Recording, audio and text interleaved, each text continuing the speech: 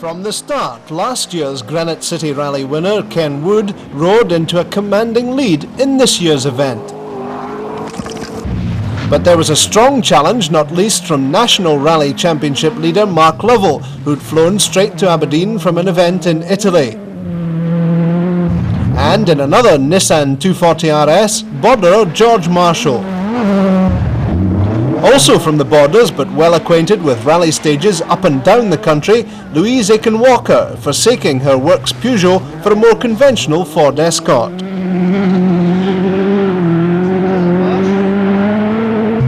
From Cumbria in his Opel Manta, Bill Doby.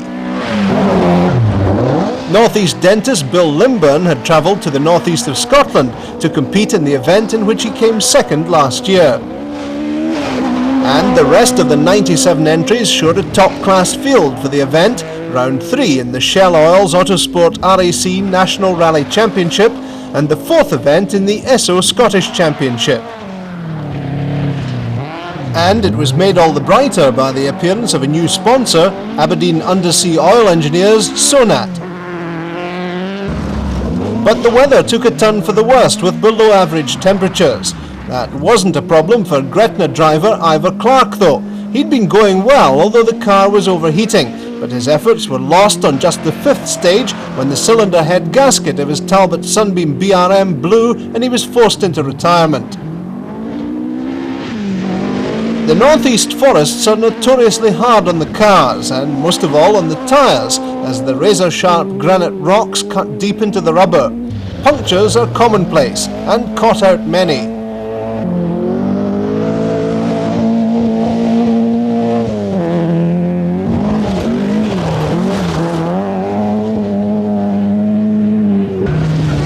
One of the most interesting cars was the 4-wheel drive Sierra of Hexham garage owner Willie Rutherford.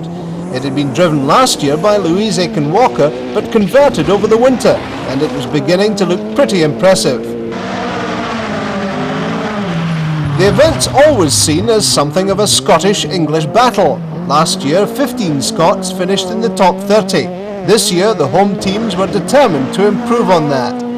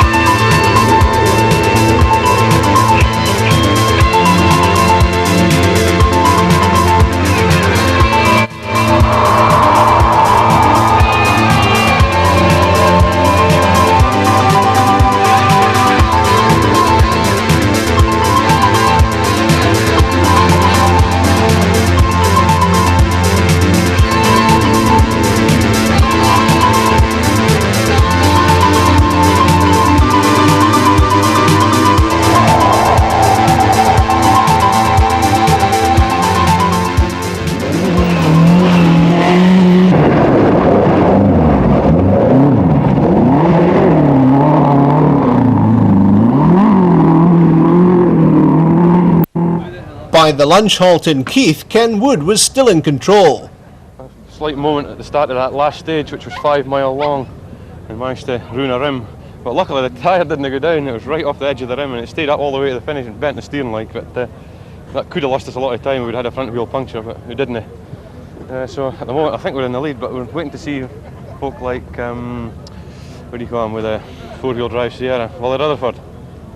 Apparently he's going quite well, and of course we've never had a chance to check his times. A few problems for snowman winner Alistair Miller. Once you get the front suspension fixed, it'll get on better. What's happened? I had a stone in the first stage and bent the arm back, and it's the first chance we've had to fix it, so we'll get on better now. How are you doing against George Marshall? Oh, I can't look at him today. The roads are really where I'm running next now are terrible. Honestly, can't look at him. Too rough. Bit eye. You can't commit the car to corners or nothing. There's too many big stones about. And big stones. Floors all splitting the car and everything. It really is a mess. And Louise Aiken-Walker was finding it just a little difficult to adjust. Well, I'm finding it a bit slippy. I think everybody else is. It's quite a jump for getting back through the Peugeot into the Escort. I find that a bit difficult, but other than that, it's running well. Have you sorted yourself out after the circuit? Well, I'm trying to. I'm on my way to, but it's during a rally, which is unfortunate. It's difficult to jump into the left-hand side and then at the right-hand side, front-wheel drive and rear-wheel drive, but we managed to cope okay. In spite of the smiles from his wife, all was not well for Ken Wood. On the first stage, after the lunch halt, the Rover coasted to a stop with a broken rear axle. Louise, though, was having better luck, having got to grips with the more traditional Escort. She was clearly enjoying herself and had settled into 6th place.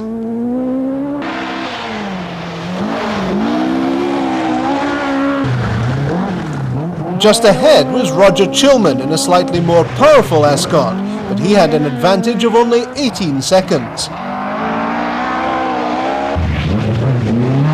Making his first appearance in his Nissan 240 RS, George Marshall put it to good use, throwing it into 2nd place after Mark Lovell went over time halfway through the event. Irishman Roy Cathcart brought his Audi Quattro over the water and went back again delighted with his 4th place.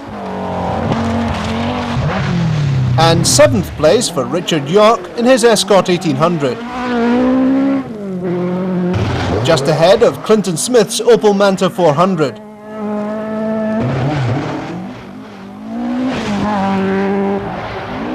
As the weather improved, so did the stage times, although many competitors fell by the wayside, caught by the gruelling conditions of the rough forest tracks.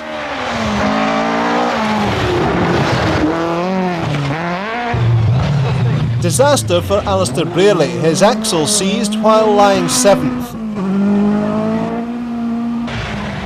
With Ken Wood out of the way, it was clear for Willie Rutherford to sweep the field with his Sierra, taking fastest time for each of the 7 remaining stages. Tom Muir held up Scottish honour with 9th overall, and after his earlier problems with the turbo in his Volvo, David Galanders found a lucky 13th overall. Not so lucky for Dougie Reich, who retired in the early afternoon on the same stage as Dougie Watson-Clark. The event had been tough on cars and crews, only 14 stages covering 75 forest miles, but almost half the original starters failed to reach the finish back in Aberdeen. The Scots, though, fared better this year than last. They had 17 in the top 30, 2 more than the previous year. And if the 2 Scots living in England, Willie Rutherford and Louise Aiken-Walker, are included, the Scots won by almost 2/3.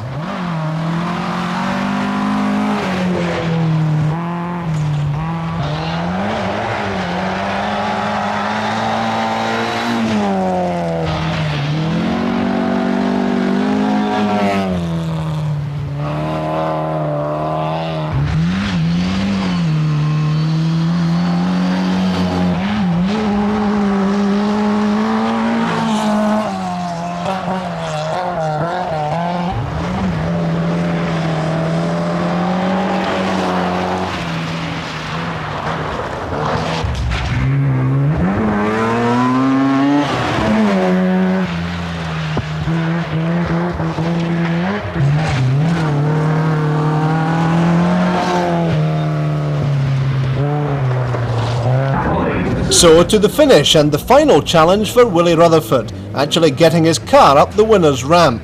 Perhaps it was as well that a four-wheel drive had won. A traditional car might not have made it.